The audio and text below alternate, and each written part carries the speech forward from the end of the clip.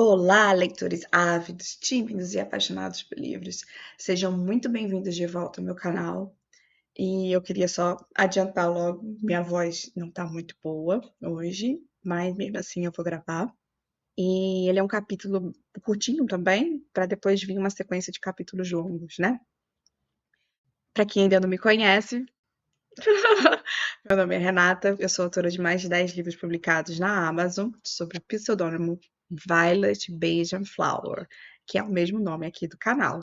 E vocês podem pesquisar na internet, eles são todos disponíveis na Amazon, mas também tem algumas lojas que são vinculadas à Amazon e fazem essa venda também. Eu pesquisei nos últimos meses e eu percebi que tem alguns livros que estão com uns valores bem assim exorbitantes, fora da caixinha, tá? Então, eu aconselho que busque diretamente no site da Amazon, porque eles estão com os preços mais realistas, tá? Isso para o livro físico. Para o e-book, realmente é direto na Amazon, né? E tem no Kindle Unlimited e também na versão para você baixar ele como um e-book mesmo, salvo para leitura direto no digital. No seu próprio celular, no tablet e aonde for mais conveniente fazer essa leitura, tá? Voltando agora ao assunto do livro, a gente continua a nossa leitura de cada capítulo do livro de Drosófila, né? Como eu havia falado, o livro de Drosófila, ele sempre vem um capítulo, o nome aqui, e depois ele vem o nome do personagem que vai estar narrando esse capítulo e uma frase de introdução, né, para esse novo capítulo. E quem é agora é o Enzo. Como eu havia falado, o Enzo é um dos personagens, dos 4 personagens: Enzo, Abigail, Kaique e Lia. E Enzo é um dos personagens mais velhos da história, junto com a Lia. Eles se conheceram na adolescência, na infância, desculpa, e tiveram um relacionamento na adolescência, que já foi lido nos capítulos anteriores, tá? E agora ele está na fase adulta. Então, ele vem escalando, né? Vem adolescência, depois vem a parte de 8, 19 anos, que você vai para uma universidade ou uma faculdade, estudar um ensino superior. No caso aqui, ele já se formou, tá? Já é no futuro, um pouquinho mais para frente, e já está num período que está na guerra, tá? E aí eu vou começar a narrar o pensamento dele, né, nesse capítulo, quando ele está na guerra. Então ele começa assim, a frase, né?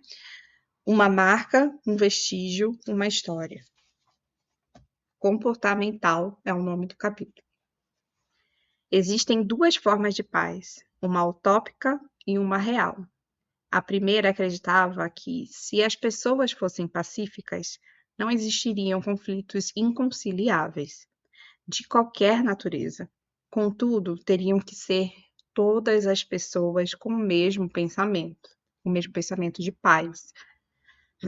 Caso houvesse uma, e somente uma, com pensamento diferente, esta seria suficiente para afetar a paz.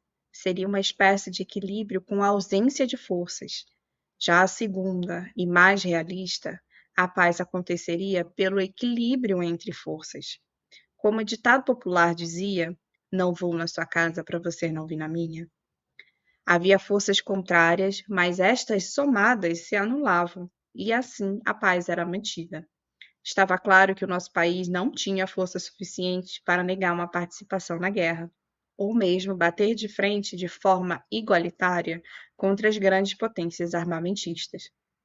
Apenas foi coagido a tomar uma posição. Não havia certezas em ambos os lados. A sorte estava lançada e o preço era a vida de milhões de pessoas.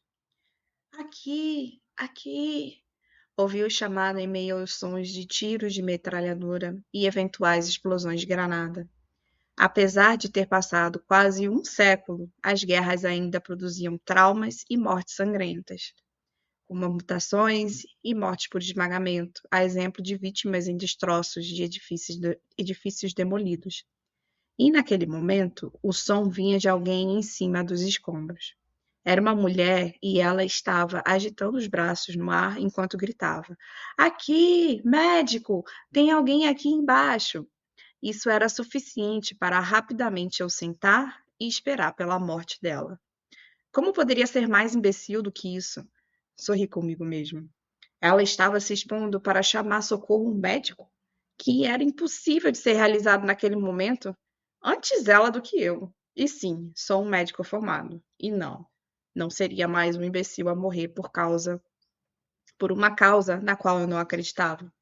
Então, fechei meus olhos por alguns minutos, assobiando o toque do silêncio. O mesmo que ouvíamos o corneteiro tocar toda a noite quando estava no hospital de campanha, longe da linha de frente.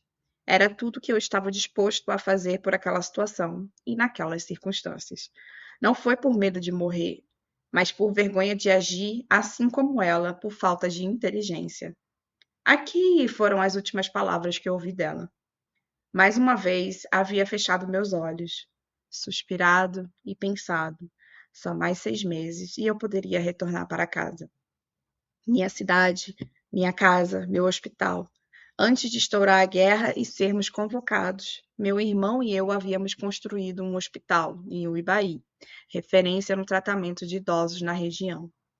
Conseguimos incentivo financeiro do governo do estado, pois era mais vantajoso e menos oneroso ter um hospital no interior, que iria reduzir a sobrecarga dos hospitais da capital, além de reduzir custos com o deslocamento de pacientes do interior para a capital. Atendíamos toda a região em um raio de 100 quilômetros. O comércio local e a rede hoteleira se desenvolveu, mas ainda permaneceu com estrutura de cidade pequena, com prédios de 3 andares no máximo.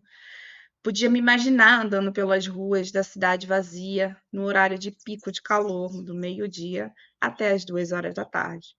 Me peguei imaginando como deveria ser no passado dos meus pais, dos meus avós, dos meus bisavós, de milhares de anos atrás, locais onde foram encontradas ossadas de seres humanos num tempo em que os corpos não eram enterrados, eram abandonados para se desfazerem no tempo, num tempo pré-histórico. Minha mente estava divagando para fugir do caos no qual eu estava. Pensei em qual altitude eram encontradas as ossadas. Sempre acima do nível do mar? 200 metros? 1.000 metros? Milhares de metros? Equador, Viena, África do Sul, Etiópia, Indonésia, na cordilheira do Himalaia, Pezinho, Andi, Lucy, Tomai, homens de flores e milhares de desconhecidos. Como eram as condições climáticas naquela época? E por que eles decidiram morar ali? Ou por que aquelas pessoas morreram ali? Eu só vou dar um adentro para poder entender por que estão escritos esses lugares. Esses são lugares que foram encontrados ossadas de milhares e milhares de anos atrás, tá? E esses nomes, Pezinho, Ardi, Lucy, Tomai, Homens de Flores, são nomes das ossadas que foram dados pelas pessoas que encontraram, os arqueólogos que encontraram. Então, eles nomearam as ossadas. E aí ela tem essa lista de nomes, tá? Continuando no texto, muito se ouvia sobre o aquecimento global. Haviam muitas teorias, muitas delas eram sobre o nosso papel na contribuição para o aquecimento. Alguns culpavam as indústrias, a poluição, a emissão de gases na atmosfera, mas sempre me pareceu muito surreal que pudéssemos, de alguma forma, afetar o curso de mudança do nosso planeta. Pensava, ele não vai se acabar por causa de nós, nem será um inimigo tentando nos aniquilar por estarmos fazendo mal ao planeta. Era apenas parte de um novo equilíbrio, um que gerava um ambiente que era propício para nós, mas apenas uma fase muito pequena, muitíssimo pequena, da existência do planeta Terra. Será que Marte foi habitável para nós algum dia no passado? Ou será que ele estava no processo de se tornar um ambiente habitável? Porque vivemos tão pouco para sabermos, tão pouco para entendermos a nossa posição no tempo. Ouvi um estrondo seguido de uma batida no meu ombro. Vai! Levantei e fui buscar se havia sobrado algo, alguém vivo. Seria essa a história que queríamos contar no futuro? Seria uma bela história, assim como muitos são atraídos por cenas de destruição. Mas eu era esperto demais para fazer parte dessa história. Eu tenho a minha própria história. O que que ele quis dizer aqui? Aqui acabou o capítulo, tá? O que que ele quis dizer aqui? Ele quis dizer que no meio da guerra, muitas pessoas morrem, muitos ossos, muitos corpos não são encontrados. Então, eles permanecem, né, enterrados por muitos e muitos, muitos anos.